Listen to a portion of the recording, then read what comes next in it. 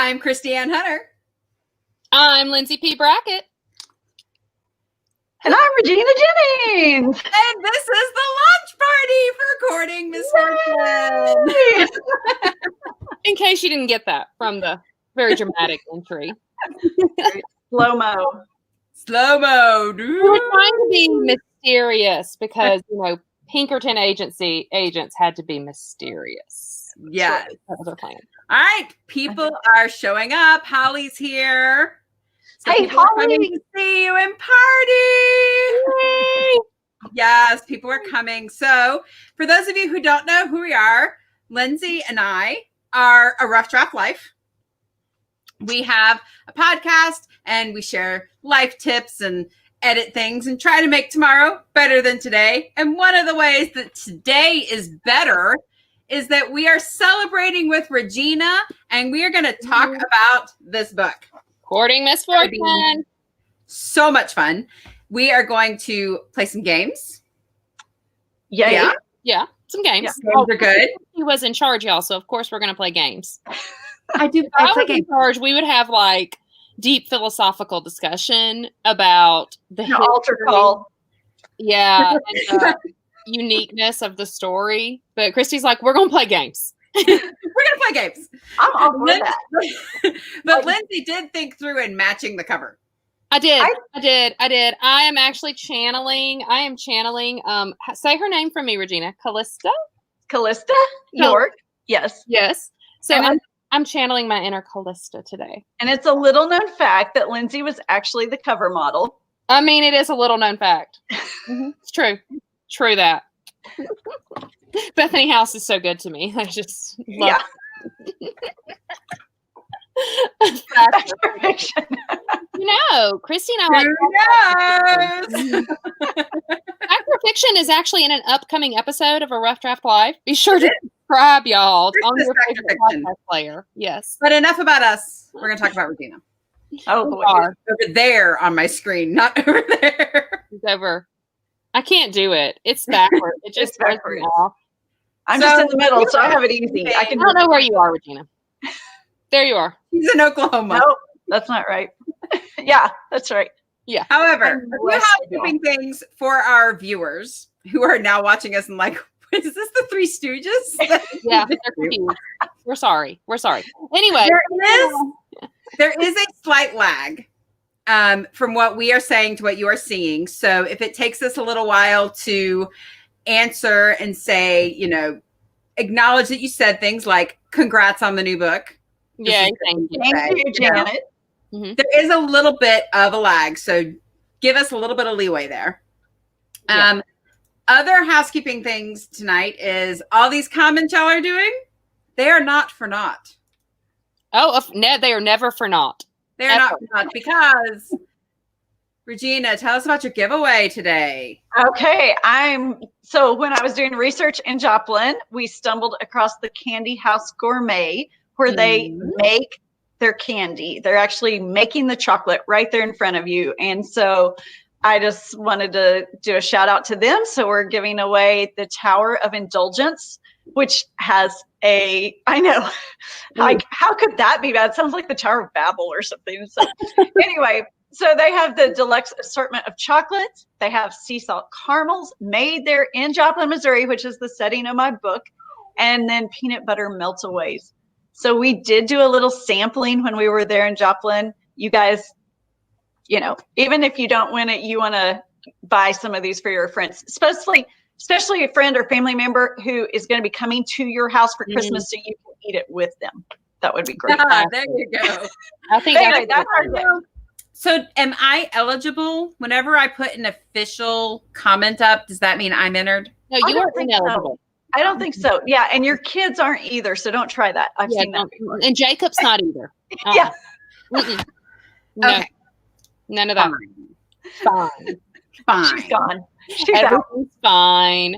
I'm It is fine as long as you put in some wonderful comments. You don't have to comment a lot.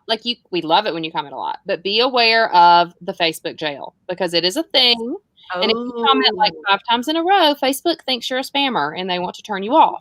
So just be aware, give yourself a minute. Pace. Lots of people are loving the chocolate. Very excited about the chocolate. Hey, Rachel McDaniel. She thinks we're funny. She I does. know. I love Rachel. There, Lindsay. I'm sorry. Rachel, listen. This could be you sometime. Just wait for it.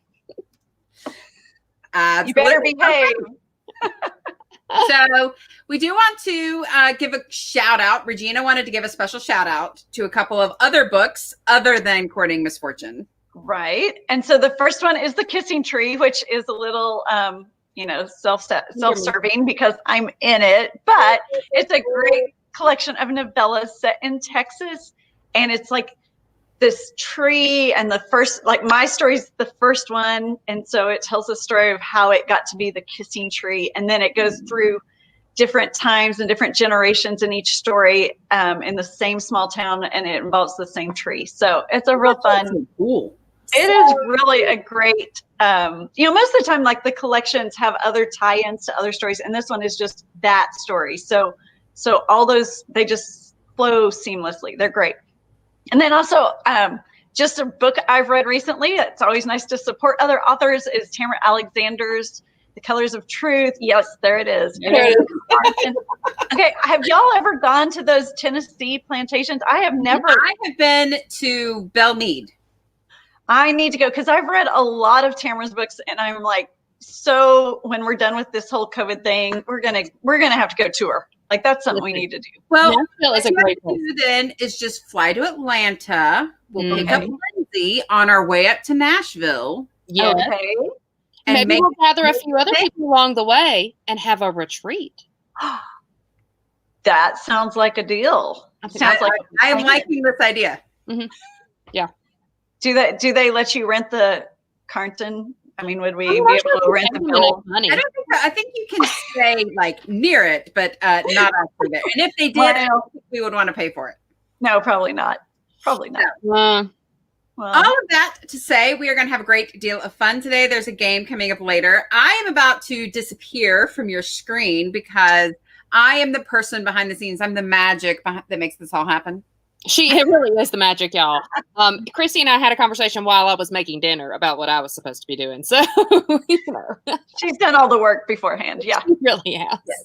Right. Oh, look at this one. The kissing tree is in her wish list. Oh, good. Somebody should get that for her. Yeah. Yeah. Very Merry Christmas if you get that. Yeah. So books make the best Christmas gifts. I mean, you're supporting so many people when you buy books. Books are the best. And it's like it's like multi-hour. It is. And then if you read the same book as your friend, like that just bonds you, or it's the gift that keeps not on that I would read a book before I gave it away. I would never ever do that. Very carefully so you don't break the binding. Never. Read it like this. Oh no. Right. Right. Yes. Okay. Let's see. I need to text my daughters. Hi, Christy. Say, hey, stop being so loud. Your daughter? I can't hear her. Oh, y'all, they are quite loud in my ear. Okay, be quiet. All right. That's right, Rachel. Tax write-off. Tax write. It was, Regina. I don't know if you thought about this or not, or if you do this regularly with your taxes. We always write off my mileage. And the other day, I was thinking about taxes because I was thinking about how I need money to pay my tax guy. Right. And I was like, dang, I cannot write off any mileage this year. I didn't go anywhere. I know. Well, almost every trip I take, every vacation, I go to historical sites or, something, or I go visit the bookstores there. And I haven't been able to travel many places and write off some things. So no, it's such a sad thing. But what's not sad is that you did get to travel to Joplin. Yes, I did. To research this book. So how far away is Joplin from where you are in Oklahoma? Probably about 3.5 hours. Okay. Yeah. I was actually born in Joplin. I was actually born there and lived there till I was like 2, but my family's from further east in Missouri, so we don't have any family history there. So, but it's kind of on the way to my sisters and my cousins and stuff. Oh, fun. Well, it sounds like a great place. I am very excited. This will be my first Regina Jennings book, y'all. Oh, I'm so excited. I'm so touched. And I match it. It's going to be great. It's going to be great. So the colors. Since, it's COVID times and most of us haven't been traveling. So tell us a little bit about the book. You know, Okay. tell us where it's set, but tell us what was your inspiration for it. Like, why is it important that it's set in Joplin? Tell us some things that's going on with the book. So I live in Oklahoma, and so this is kind of my region where most of my books are set. And I'm always looking for a place that has a sense of time and space, and you would say, you know, it could happen only there. And so when I was looking at Joplin, I had no idea what a rowdy city it was in its heyday. It was a mining town, and it went from 20 miners just digging up lead to this boom town that supplied 75% of the nation's zinc. And so with that kind of growth and money just being poured in, there was corruption, all kinds of vice and sin, and, you know, all those fun things. You're talking a ton of miners. Oh wow. Okay, so for us, you know, like when you type that up, it's so legit. That's really Is it fact or fiction? Do we know? So if it shows up on the internet, it's true, and I see it right there. That is what all of my 7th grade essay writers believe to be true. Okay, so if we see it, it must be true. Yeah, totally. All right. So anyway, Regina's books are awesome because I heard it was that Christy's books are awesome because of Regina. Yeah, I'm not sure how that happens, but yeah, Christy has a book she owes me here in a week or so. So we're going to be talking to Christy about getting her deadlines. She's doing really good though. She told me she has lots of words. They're just not in any sort of order. Yeah, that's how I usually get them too. She's gonna be spamming us with the little lines there. She is. She's gonna be putting up all. We gotta watch it. We don't know what she's gonna say about us. So okay, back to the book. Right.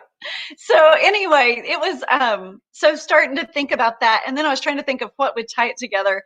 And like I already mentioned, my cousins. I have multitudes of cousins, like second cousins, second double cousins, third cousins. Like we know our extended family a lot, and cousins are so important. I think, for one thing, you don't have that sibling rivalry where you're always kind of in the mix, and yet they're from a similar background, and so you still have all this in common. You have the family ties, the same backgrounds, a lot of times the same things you believe in, the same values. And so I really was looking, that was my idea, is this was going to be like a cousin series, because another benefit, the Kentworth cousins, another benefit of doing cousins, instead of just, you sometimes have series that are brothers or siblings, but they all come from the exact same background. And in this case, so we have Willow over here on Intrigue a la Mode, and she's from a poorer family who lives in Joplin.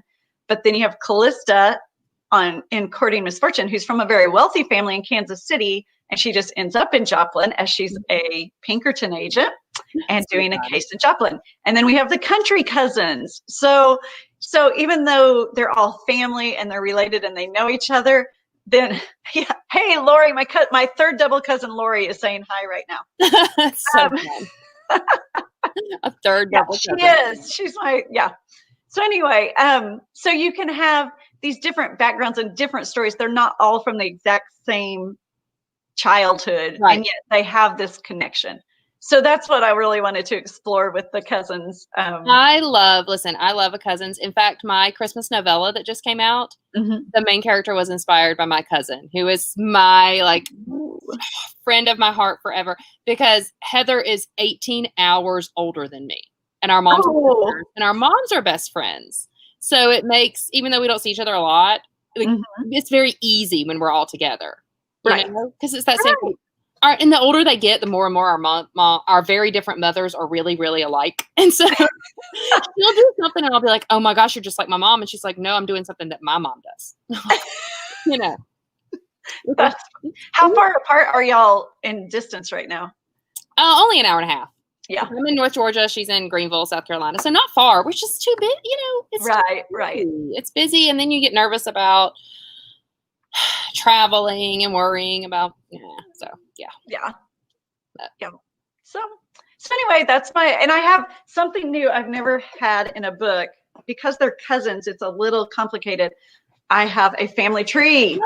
I have Oh, never I done need- a I family need tree to before. study on this. Yeah, there it is. It's the spread out version, but I I love it. was really excited to have that because I like paper books and I like to be able to flip back and look at how they're all related and everything. So that was really fun to have that. And I mean, look at all the story potential. It's a 3-book series, but there's so much story potential with all those cousins. There's so much. Oh yeah. I love their names. Evangelina. I love it. Well, and I had fun with the names too, trying to keep them where you could tell what family they're from. So you have Finn, Amos, and Maisie. Well, those are the country cousins. So if you hear one of them, you can figure out what family. And then Willow and Olive, they're both trees. So, you can remember their sisters because they have the tree names.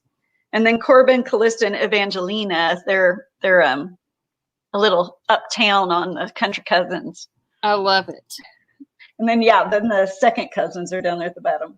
I love how many people are saying they love family trees. This is good for me because I'm currently writing a book which apparently needs a family tree. Every beta is like, we need a family tree. Mm-hmm. So it's good to know. I'm going to tell like potential publishers that, listen, family trees are hot. I know that. Regina Jennings You found that out. Say Regina's doing it. So. Regina's doing it, so I should do it too. That's what I'm gonna say. Yeah. Yeah. Right. We got to do it. So tell me, all right. So you wanted to write about cousins, all right, in Joplin. Now let's go back to the interesting, what to me is the most interesting part of the story, the Pinkerton agent. Because it's what year? Huh? What year is the story? 1898. 1898. Right. So And Pinkerton agent is really not like the first job description that comes to mind when I think of women in 1898. No. No. So it was inspired by Kate Warren, and she, so Pinkerton started his agency, and she came to him. Like, it wasn't his idea. She's actually the first female detective, period. Like, women couldn't even serve on a jury or give, their testimony would even be suspect. So she came to him claiming to be a 23-year-old widow. They think she was probably an actress, so who knows if she was a widow or not. There's not a lot of background information on her because an actress is a good detective. Yeah, it would have been good because she was undercover on every case. So there wasn't a lot of information. She wasn't like publishing her bio and telling everyone who she was. So she came to him and made the pitch that he needed to hire a woman because men would be more careful with what they said around other men, but they would always tell their wives or their mistress what they've been up to, and she could befriend them, and women trusted each other, or the men would be careless with what they said around her, seeing that, she's just a woman. It's just a woman. What's she care? Yeah.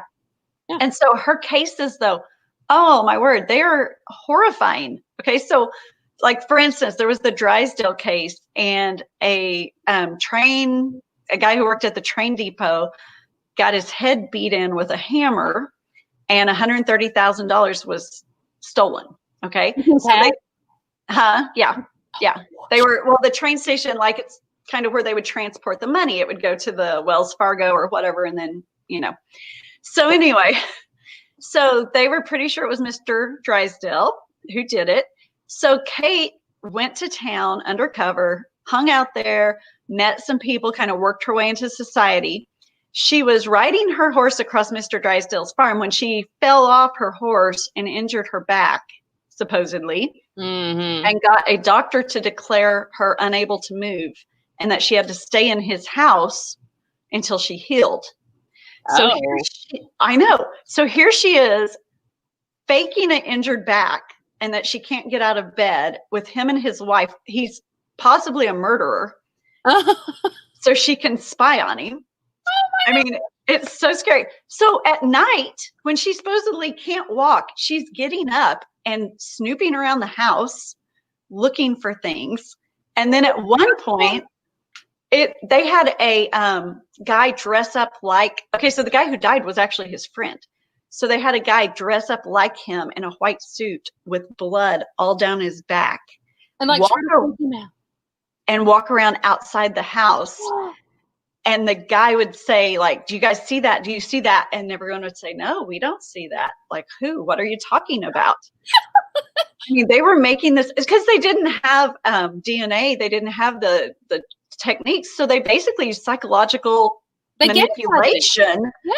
to get people. And so then it got to the point to get him to crack that she would get up and sprinkle blood up to his bedroom door in the middle of the night. So when he woke up, he was convinced this ghost of his best friend who'd been murdered was walking into his house. Oh, no. I mean, this woman did some crazy, crazy things.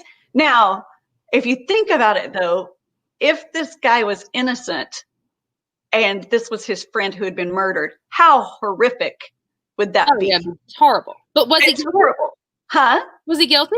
Well, so they brought him in. He was losing weight. He wasn't sleeping. He was losing his sanity, actually. And so they brought him in to the office where the guy died, and they were questioning him. And that man who had played his cousin or his friend with the hat pulled low so he couldn't see his face walks in with the blood down his back and sits at his old desk, and everyone ignored him like they couldn't see him. Is that not crazy? And so then he snapped. And he's like, okay, I did it, because he couldn't take the pressure thinking this was his dead friend sitting there. No, they're nuts. So he I don't think I'll stand up in court today. That's what I know. And so, well, the tragic, it might be justice, is that he confessed. Then he asked if he could write his wife a letter before they took him away. And he went in the room and shot himself. Oh.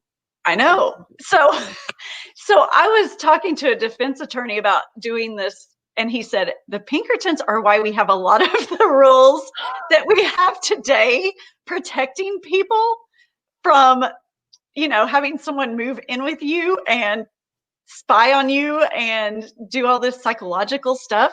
And so, and there's even I don't want to give the book away, but there's a hint of that in there where you have to question the motives the methods, question the methods.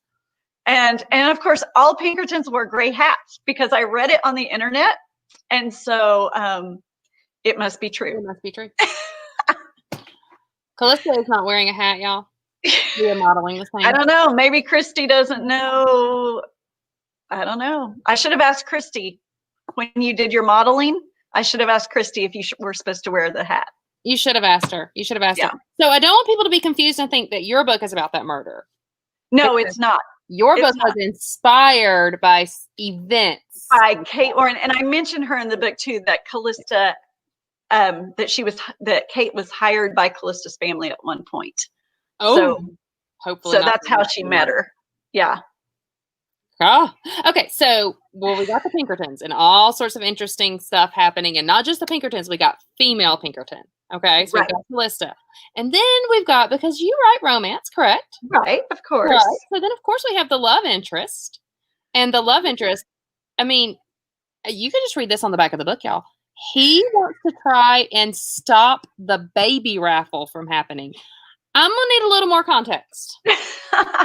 All right. So this is one of those things you love to find when you're doing research, is when I'm going through and reading these Joplin things, and I find in the newspaper that a guy has been arrested for organizing a baby raffle. And then it's like, wait, what?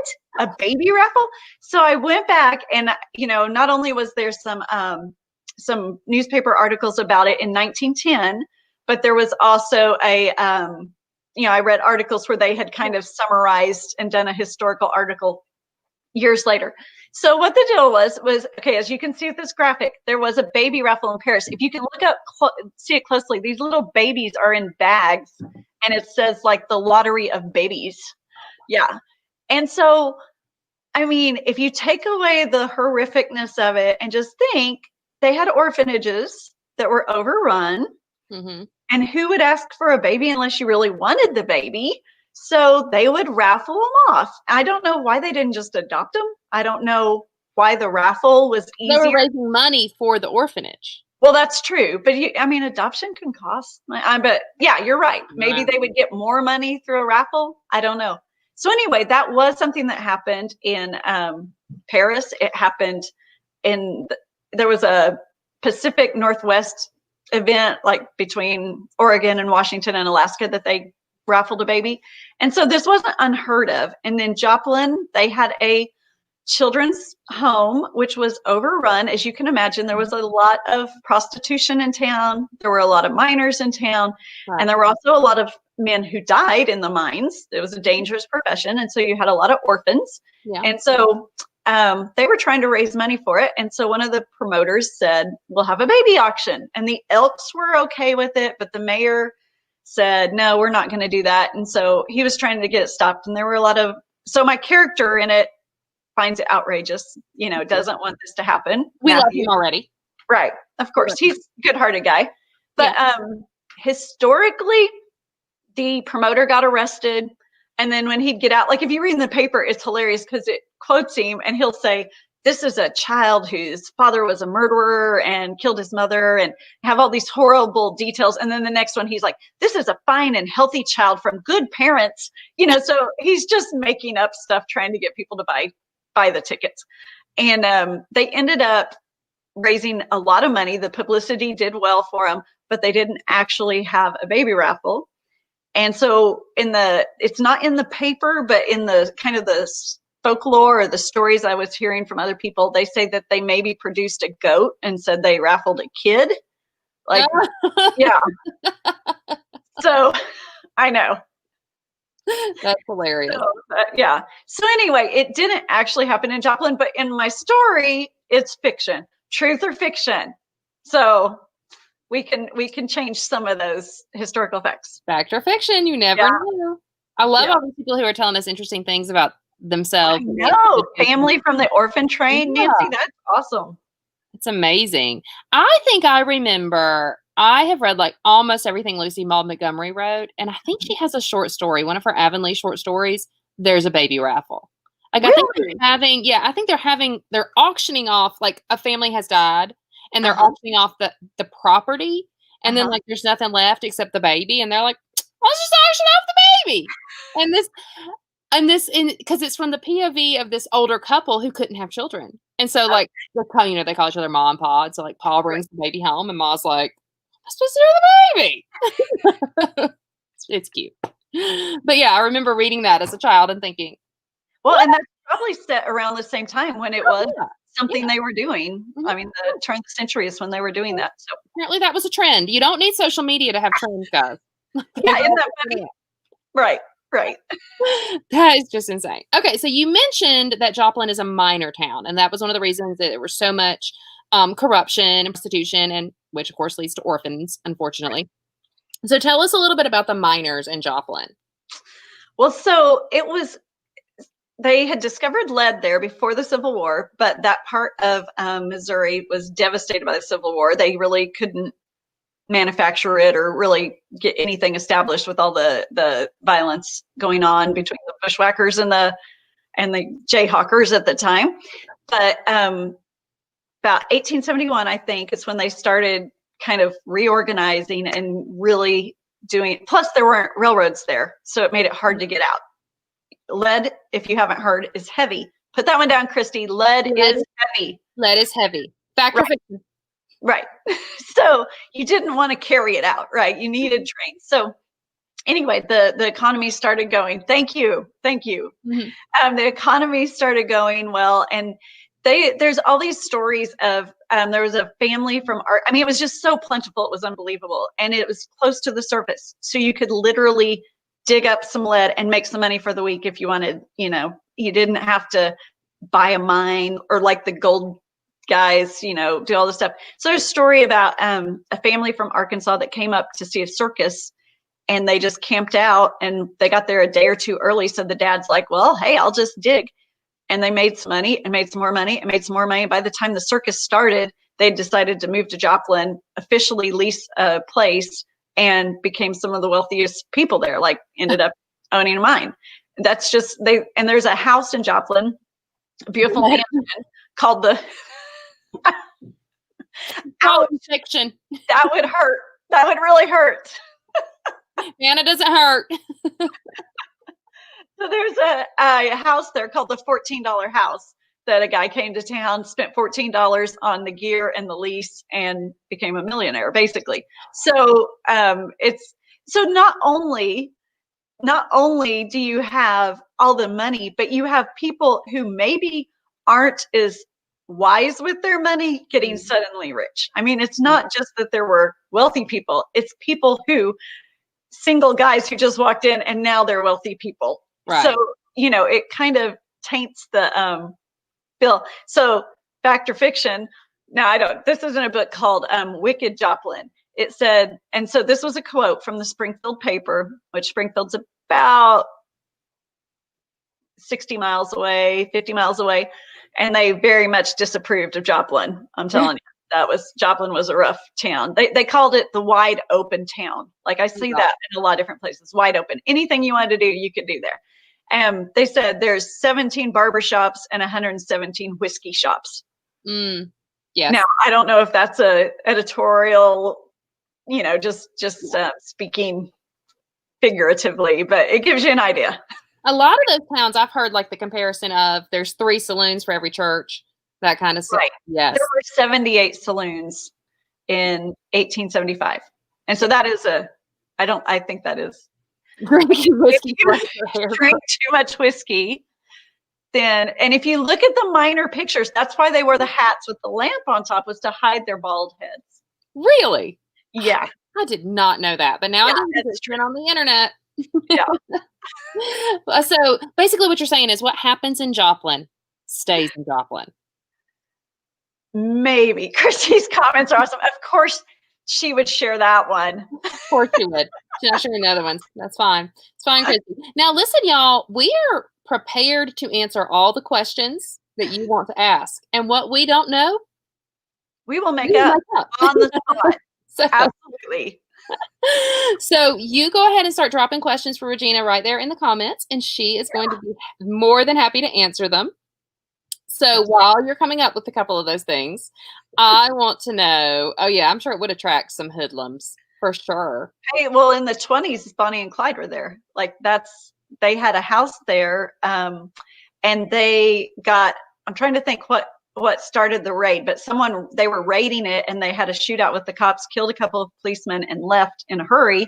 And they left behind a camera with undeveloped film in it. And that's where they first got the pictures of Bonnie and Clyde and knew who they were looking for. Is Joplin. Yeah.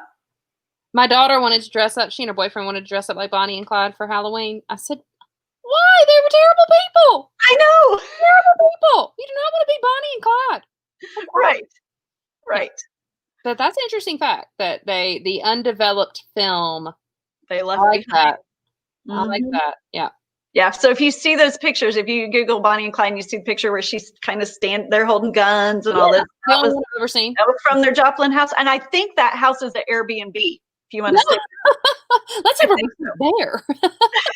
We'll invite all our suspense writer friends. There you go. Instead of we can either do the plantation or we can do Bonnie and Clyde's house. Listen, once we all can travel again, everybody's going to be like, no more staying at home. Everybody else is going to be on Airbnb. Everyone's going to be house swapping. Right. Oh my gosh. So I'm waiting on Christy. Christy's probably going to start throwing us up some comments here. We've seen some questions. I'm seeing some. Oh man, I do not know the population of the town. Let me look at see if I have anything. I know it was 498,000. No, it wouldn't have been that big. Like I'm trying to find a real number. Regina's going to give you a real answer, y'all. She doesn't. Yeah, I don't know. I'm sorry. 20 miners were there in 1871, and it was a lot more after that. It was probably like 1,000 more after that, at least. 1,000. Yeah, I think it was more than that. But it was, they had like 5-story hotels and streetcars and beautiful, beautiful section of town called Murfreesburg, which if you go to Joplin, you need to go tour that. It's where the mansions are. Beautiful part of town. Yep. So what would you like readers to take away from your books? Let's tell Kaylee what do you want readers to take away? So this story is about Callista and Matthew both following their calling, and that they are doing what they feel like God's called them to do. And so unfortunately, that looks like it's going to take them in different directions. And yet they're both faithful to that, and yet still trying to figure out for sure what it is that God wants them to do. So I think that's what I would want people to take away, is just to spend that time with the Lord and spend that time to discern his calling and see what you're supposed to do, and to know also that your calling isn't just like, oh, I'm supposed to go out and feed the poor today. Like, your calling is also to maintain your household and to do well at your job. And, you know, there's those 1,000 little things a day. Just doing the next right thing is also your calling. Yes. I love that. The Next Right Thing. One of my favorite podcasts, one of my favorite books, one of my favorite sayings. Do your next right thing. Is that for real, Christy? How do we know if that's for real or she just made it up? I mean, it looks official. It looks about right. I would say that's a good guess. Someone could Google check her. Google. Yeah, you guys Googled, but she won't. Wikipedia. Do we trust Wikipedia? Yeah, I don't know. She could have. Did they ask you for your 2020 donation? They probably did. Oh, what's your favorite research tidbit that didn't make it into the book? I would say the murder story. Oh my goodness. Yeah, well, oh my word. Okay, so there's so many Kate Warren stories. The other one, another one of them, is a woman who was dating a married man, and her brother disapproved, and so her brother got really, really sick. And then when the married man's wife died, the brother said, okay, something's going on here. Like, I think I got poisoned, and his wife conveniently just died. And so they suspected her and the lover of, you know, conspiring. Mm-hmm. So Kate Warren, they sent one Pinkerton to be her friend, this woman's friend, which I have her name here somewhere. But anyway, so they got her to go visit this new fortune teller in town. Well, the fortune teller was Kate Warren, who called herself Madame L.L. Lucille. And guess what? She knew everything about this woman. Like, this woman could walk in and she could tell her birthday, her parents' names. Of course, the brother was feeding her all this information, but Kate made a great fortune teller. And she would tell her all this stuff, and the woman completely bought into this. Of course. I mean, how else would she know all this information about her? And then Madame Lucille began to have messages from beyond the grave from this dead wife who was murdered. Her lover's ex-wife, or passed on. Wife. Yeah. Late wife. That's what I'm thinking. Late wife. Yeah. And so, you know, when the person you murdered is speaking from beyond the grave saying you're next, and he's going to kill you next if you don't confess and get protection, and the fortune teller who's told you everything about your life is the one probably going to believe her. So, but you know, I think there might be one little line about a fortune teller about Kate's, but that would have been a great thing for my heroine to do, is get to pretend to be a fortune teller. But I didn't know, you know, with Christian fiction, I'm not sure that we're going to really want her to be a fortune teller talking to the dead. I might have frowned on that just a little bit. Right. And then that goes back to that psychological manipulation that I was trying to steer away from. So, yeah. All right. So we got someone saying, how soon before you'll start writing your next book, if this is a series? It is a series, and the next book is with my editor already. She's already done, y'all. Yeah, so I'll start writing the third book in the series. Now, the first one, the novella, is I'm not counting that. Christy says it is amazing. Yeah, Christy's my critique partner, so she's already read it. Thanks. And that is true. I saw it on the internet. It's true. That it's amazing. Yes. Yeah. So the novella is intrigue a la mode. So that kind of kicks off the series. And then Courting Misfortune. And then this one is Proposing Mischief is the next one. So I love the little titles: Courting Misfortune, Proposing Mischief. But it's in edits. And then I will start writing the third one, New Year's. That's kind of where New Year's resolution, I'm going to write the book. So yeah. I'll give myself a little bit of a break over Christmas. I think every writer has that current resolution. Like, we're all going to start. Here we come. I know. Yes. Right. So was there a portion of the book more difficult to write than the other? The beginning, the middle, the end, particular scene that wouldn't cooperate? I'll have to think. Well, middles are always hard because you know how to start the book and you know where you want to go to end it. but the middle tends to be like, okay, so now all these pieces have to fit in there and get, so that's where you have to do all the arranging for it to be the book you want it to be by the end. So that's usually the hard part. Now I like to tie my books. So like they're all standalones and the series are all their own series. But since it's in Missouri, I might use a town I've used before, and I might have this character be the nephew of someone that you would know from another book, because I've already made these characters. If the timeline works right, I can do that. So I was working really hard to have Matthew Cook be Matthew Calhoun, so he would tie into A Most Inconvenient Marriage. But then it just didn't work out time-wise. And then his backstory, I didn't want that to be the story for those characters. And so about halfway through, I had to change that. No, that was kind of disappointing. I really wanted that tie-in, but it didn't work. Sometimes they just don't behave the way you want them to. Sometimes you just can't force it. Yeah, too bad. I know. Let's see. I'm seeing some interesting comments over here. I'm not sure if Christy has one she particularly thinks we should talk about. A lot of people are asking about titles. Do you get to help with the titles? I do. I get to propose a title, and sometimes they say no thanks, come up with some others. But this series, they've taken all my titles. I think I'm getting better because they're keeping more of my titles. Either that or they gave up on me long ago and they don't care. No, they're not like that. So so I do get to keep most of them, but I'm not a marketer. So if marketing says that title isn't going to sell books, then I listen to them. Like I'm going to let them do their job and I'll do my job. Yeah. Everybody stay in their lane. Yeah, right. That's the thing that should happen. So, Okay. What about, I love that Carol said that the middle is where the magic happens. Carol, I'm so glad that you think, I hope that someday you tell me that you read a book of mine and that my middle was magical, because I feel like my middles are a mess. Regina, you might need to help me. Might steal you away from Christy. Yeah, send it over. No, my middles are okay. They're not okay until they work with an editor. Well, yeah, I know. Yeah. Like that first draft is just throwing everything in there and seeing what looks good. Seeing what figures out. So, okay, the next 2 books in the series, are the Pinkertons part of that, or?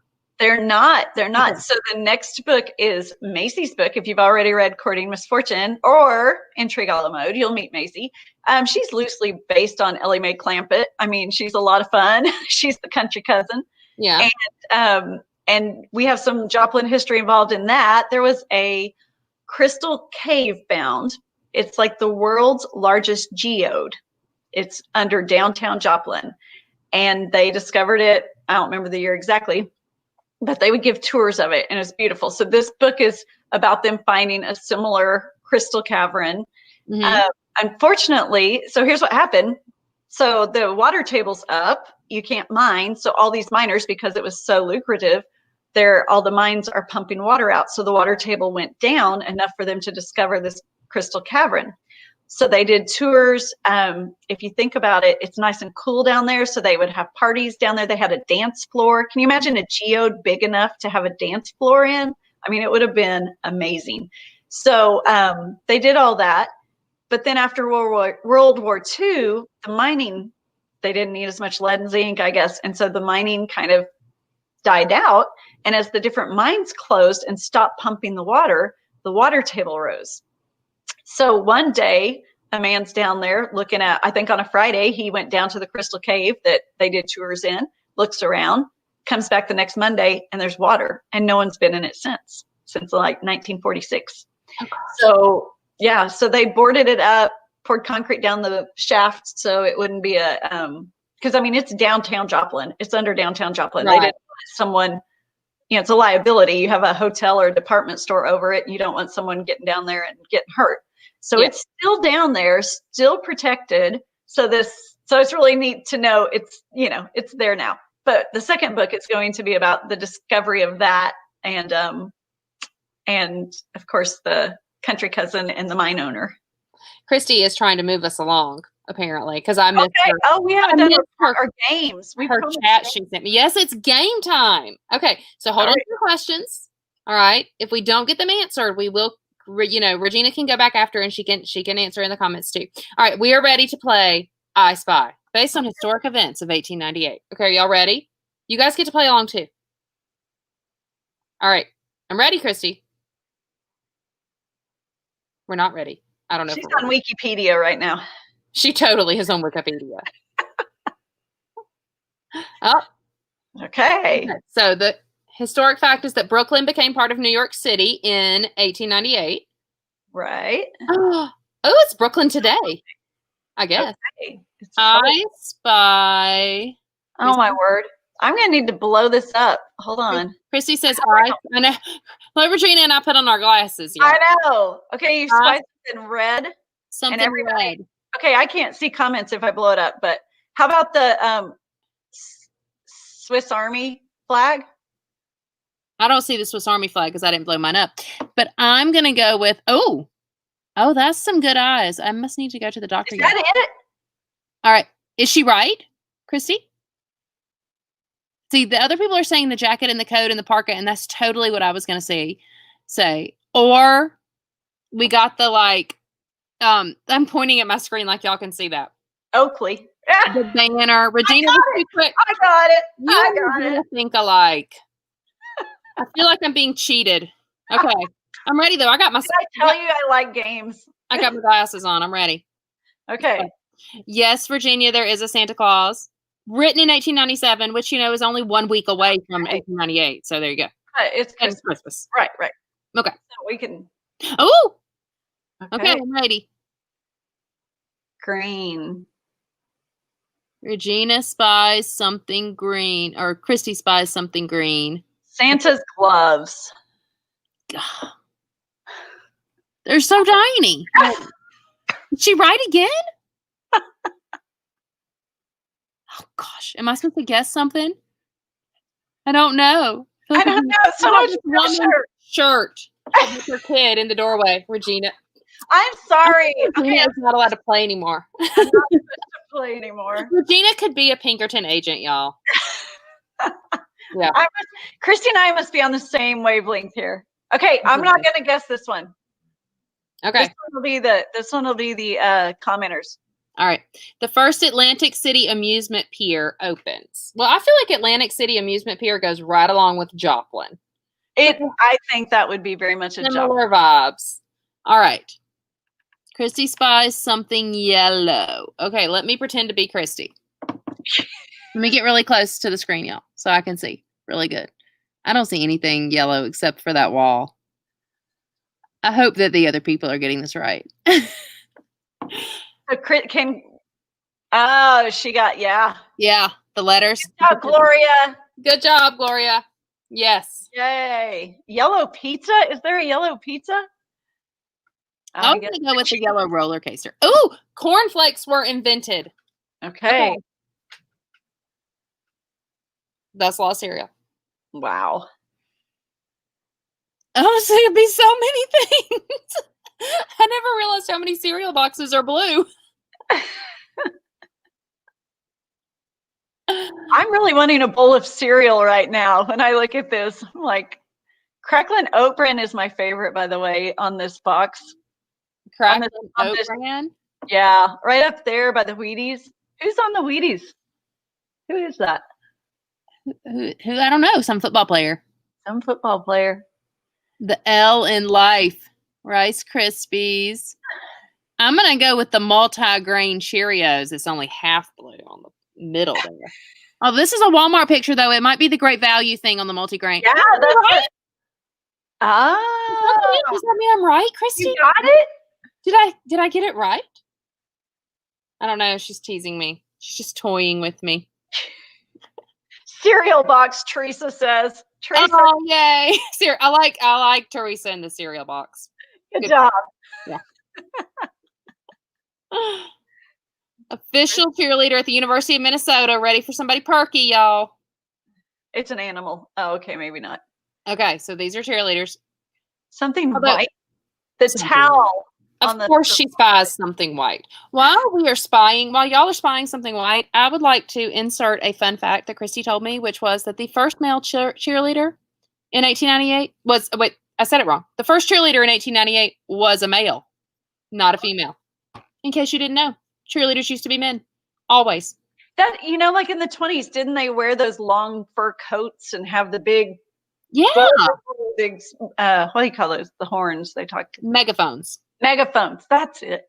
The megaphones. Water bottle. Pom-poms, water bottles. There's a helmet turned upside down there. A cheerleader. That's what I spy. The towels on the guys. Shoes. That's a good call. That's true. Lines in the field. There's something white in the green field that I don't know what it is. It could be. I think that's a helmet. Oh, yeah, helmet. That could be what it is. The ref shirt. The stripes on wearing white. Yeah, the ref is wearing white and black. Of course. Nobody's gotten it yet, y'all. She hasn't circled it. The hoodie on the guy on the left. The hoodie on the guy on the left. It's totally that. Oh my gosh. I didn't even see that. I'm not sure what this says about my powers of observation. I'm concerned. You're just polite and not, I need to work on them, obviously. Oh my goodness. All right. Well, we can go back to questions now that we have all spied ourselves to death. We've spied like Callista. We've spied like Pinkertons. Mm-hmm. I think Callista, look, she looks like she looks like you right now. I think she's spying on the cover. So if I write a third book about a lumberjack lady, would you wear your plaid shirt and be on the cover of that one? Of course I would. I might even buy a new plaid shirt. It's a done deal. Totally. Absolutely. I'm there for you in my plaid shirt. And my Christmas leggings. Maybe they don't have to be seen. So. Christmas leggings. Yeah. Do you want to plaid was invented by a miner. Yes. I'm calling fiction on that. I feel like miners didn't have time to be inventing. Plaid. Well, I feel like they always wore like blue or gray or something. I think that's just the color when they came out. Okay, so here's an interesting fact. Are y'all ready? How many people here are fans of When Calls the Heart? I'm pretty sure we got some When Calls the Heart fans happening. Oh, yeah. So interesting fact about When Calls the Heart, if you go back and you watch season 1, it's very like gray and blue and dark, and we are a mining town, and it is not great. And then Hallmark Channel was like, listen, and I know this because I know Brian Bird. They were like, listen, we need it to be prettier. Can it just be a little prettier? And they were like, okay, bring in Elizabeth's beautiful coats. That show. That costume designer was like, you want me to do pretty things? That'd be awesome. Right. Yes. So now it's really, really pretty. And I always laugh at how they all wear their hair down. Like it's all down and curled. And you said pretty, not historically accurate. Yeah, I know. Like that's what they would do. One of my mining town would be like, good night. But it's still a great show. It is a great show. We absolutely recommend it. And sometimes if we really saw what people then would have looked like, it might not make great TV. Like we might have been as attractive on TV. Or some help. Yeah. I feel like even the Ingalls family in Little House on the Prairie, they are very clean in Little House on the Prairie, and they probably aren't that clean all the time. Yep.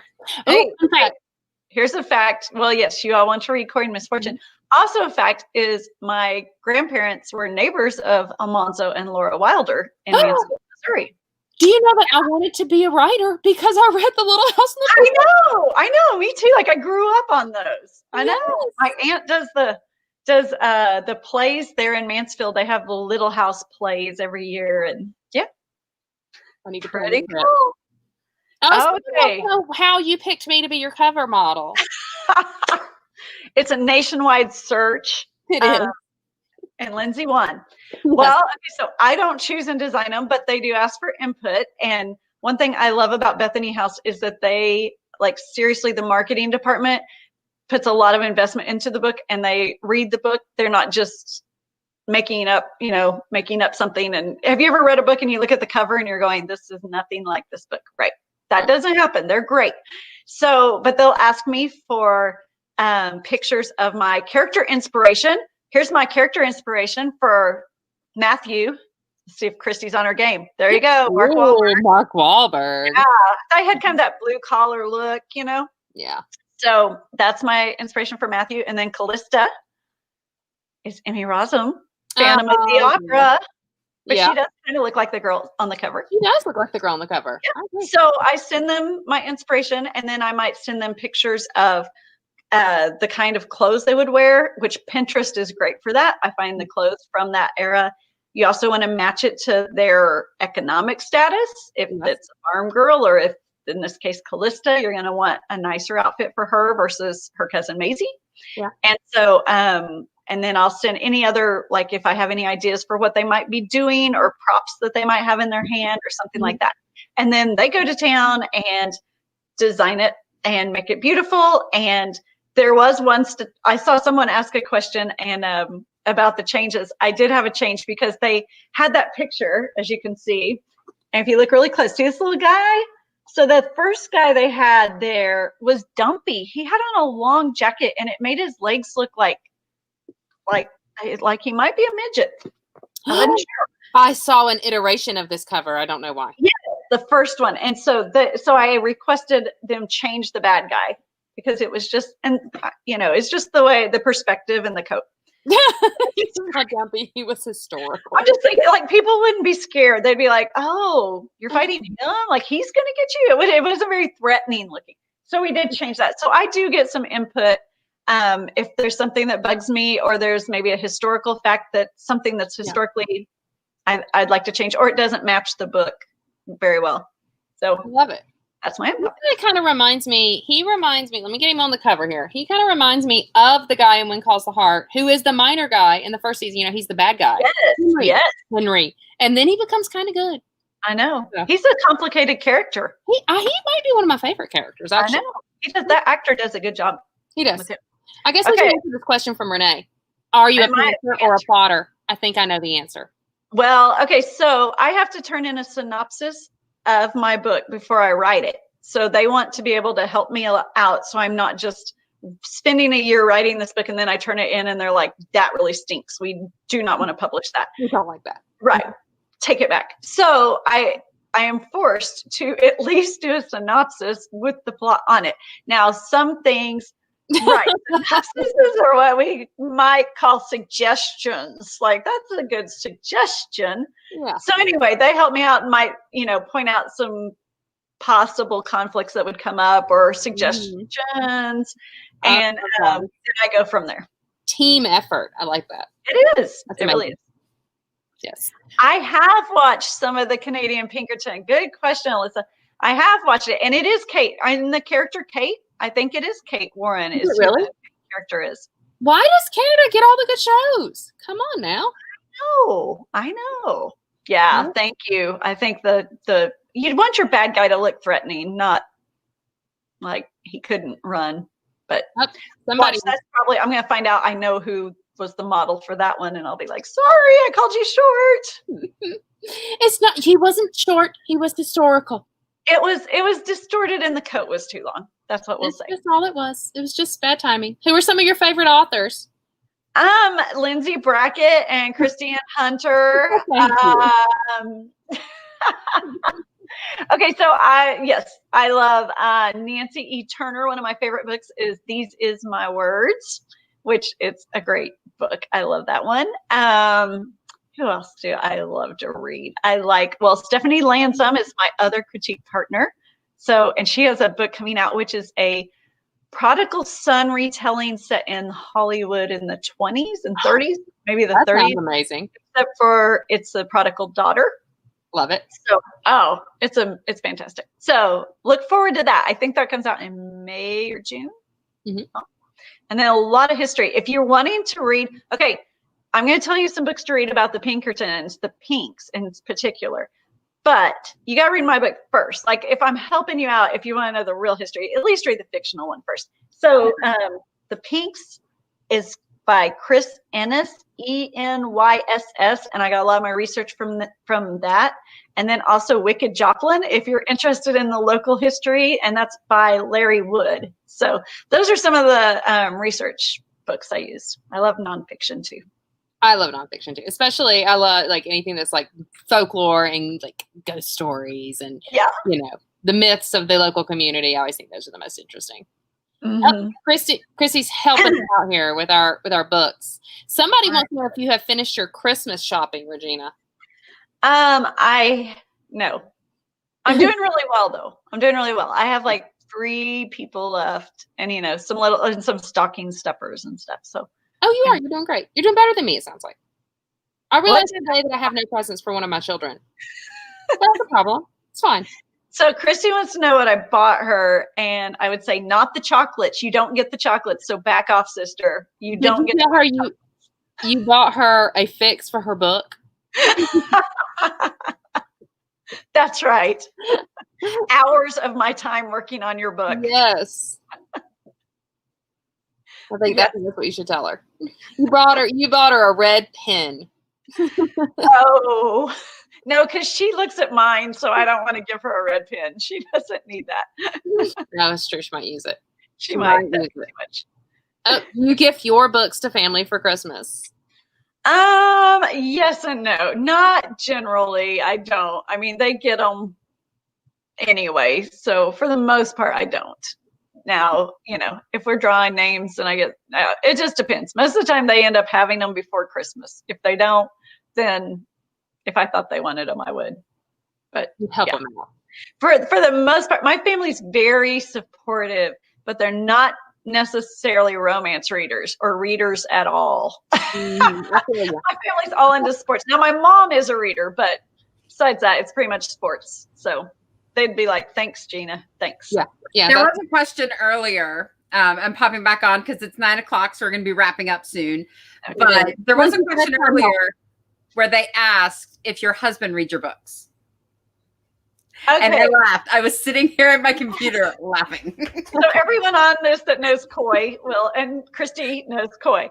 So Coy once asked me if he could go on a vacation with his brother. And I was like, sure, whatever, thinking, it's a long weekend. They went to Spain, Italy, and Greece for 2.5 weeks. Like, that was not what I okayed.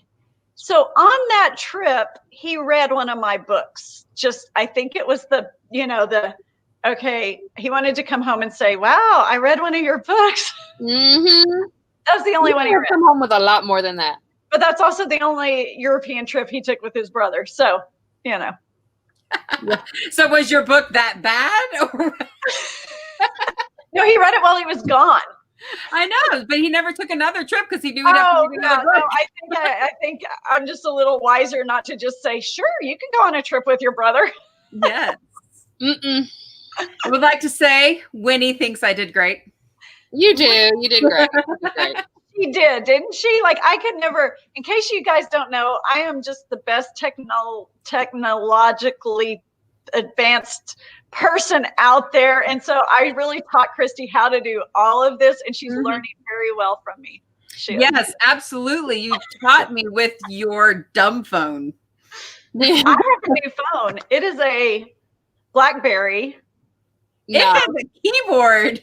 It's got a keyboard. It's a 2G. So, nice.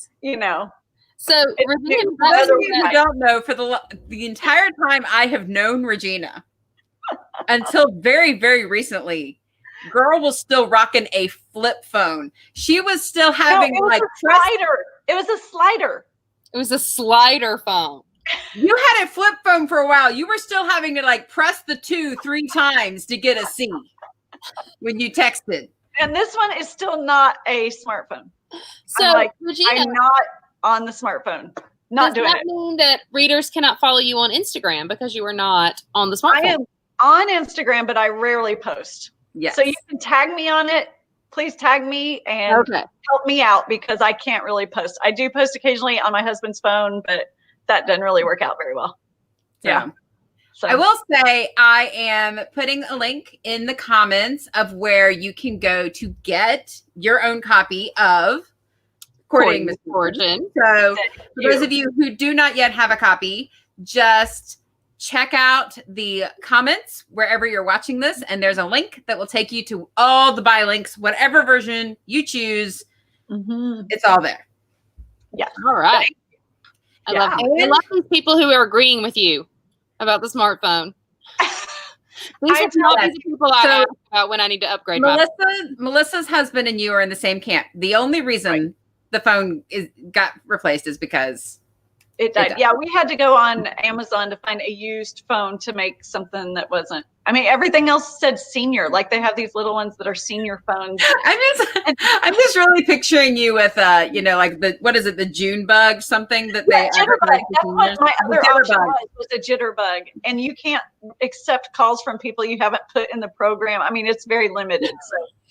So we did find this gem, and so this is the thing. So if you are not wanting a indie to order from, and you want to make sure you get it, Baker Bookhouse is a great place to get a copy of the book.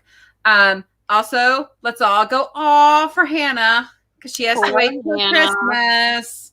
Oh, I hope it's not to wait, Hannah. Thank you for requesting it. Hannah, if you need something to read between now and then, I wrote a book about a girl named Hannah. I'm just saying. And it's a Christmas book. Hey, there Lindsay, you go. You can go get Magnolia Mistletoe. I want to be on the cover of Lindsay's next book. It's only fair. I think that's totally fair.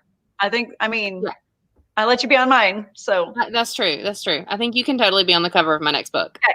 Yes. Also, we don't know when that will be, but sometime. I'm trying to get Regina's stuff going here. I'm trying to promote Regina. Hush. I know. So most of you are watching this from Regina's Facebook page, but for those of you who are on a Rough Draft Life's page or over on YouTube, I also dropped the link so you can go follow her on Facebook. Yes. Okay. Awesome. Yeah. Follow me on Facebook. I have a lot of fun being silly there. You're never silly. You are always completely serious. Absolutely. I read it on the internet, so it must be true. Oh, wait. We need to Regina is always completely serious. Yes. You can believe everything Regina and Christy say. It's 100% factual. Absolutely. Yeah. All right. Well, this has been a blast. Thank you, ladies, so much for having me on. This was great. And I didn't have to do anything. Like, this has been the easiest launch party I've ever had. That is what we like. Yeah. That's what we are. So we will promo ourselves here for a moment. If you would like a Rough Draft Life party, be watching, because those are going to be available starting in January. You can buy your own Rough Draft Life party. We love to interview authors and put them out there. And if you enjoyed this, we would love it also if you would go follow Regina first. And then if you feel so inclined, follow a Rough Draft Life. We are pretty active on the Instagram. In fact, y'all think this was fun. Wait till next week. Christy's got the Christmas treat throwdown coming. Next week? All right. Yes. Starts Friday. Starts Friday. If you want to vote for your favorite Christmas treat, starts Friday. Right. Bracket style, double elimination. If you've never listened to a Rough Draft Life, this week we interviewed Elizabeth Musser, another Bethany House favorite. Yeah. And next week we do our own fact and fiction on Christmas. We do.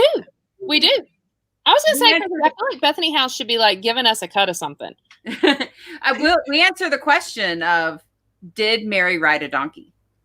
It was a very intriguing conversation, y'all. You do not want to. Okay, I played Mary at our church play, and I rode a donkey down through the church.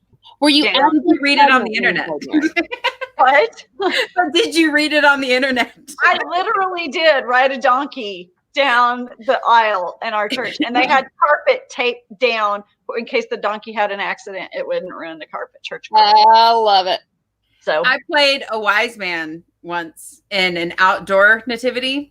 And the reason I got to play the wise man was because I knew how to ride a horse, and we didn't have camels. We had horses. Oh, so that's very every half hour for like 3 hours, I had to mount the horse and ride down the yard and come dismount and give my gift. Very Georgia of you.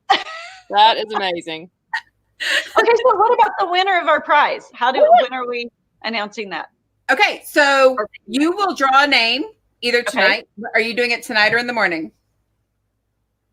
I can do it tonight. Or let's wait till the morning and give people, in case someone wants to watch, because the video will be up as soon as we're done. It'll be up and available to watch. So if you know a friend who missed it, tell them, hey, go watch it. Send some comments. They obviously won't appear on the screen, but No. They can still throw some comments, and Regina will get on in the morning, answer a couple of questions that she might have missed in the broadcast, and pick a winner. Okay, that's the plan. And you will get go order my own candy straight from Joplin, Missouri, and I think it will be delivered by a miner with a hat and no hair. What? And he'll be wearing flannel. He'll be wearing flannel. Yeah. Yeah. And you're right. Yeah. I think that's how it will come. I think so. I agree. Yeah. Mm-hmm. Totally. All right. Totally. We're so glad that you guys had fun hanging out with us tonight. We had a blast. I don't know if you could tell, but we had fun. We're just assuming we had fun too. We're just assuming. We love doing this, and we are so proud of Regina, and we cannot wait to hear how much you enjoy Courting Misfortune. So be sure to read it, tag her, leave a review, tell us that you loved it. We want to hear all about Courting Misfortune, the Pinkertons, and how much you love Regina Jennings, and maybe how much you love A Rough Draft Life. So what else we got, Christy? People saying Merry Christmas. Yay, Merry Christmas. Merry Christmas, y'all. Thank you, and so much fun. Yay! I think that's a great thing to end on. Oh, somebody asked, do we have a link to order the chocolates? Somebody else. Okay. It's in the picture. It's in the picture. It's candyhousegourmet.com. Candyhousegourmet.com. I'll put it over Regina's face. I like it. Candyhousegourmet.com. I'll put that in the comments here real quick. Okay. All right. Otherwise, we will see you all in potentially 2021. Ooh. Actually get to see you in person. All right. Bye, everybody. Bye-bye. Thank you for being here.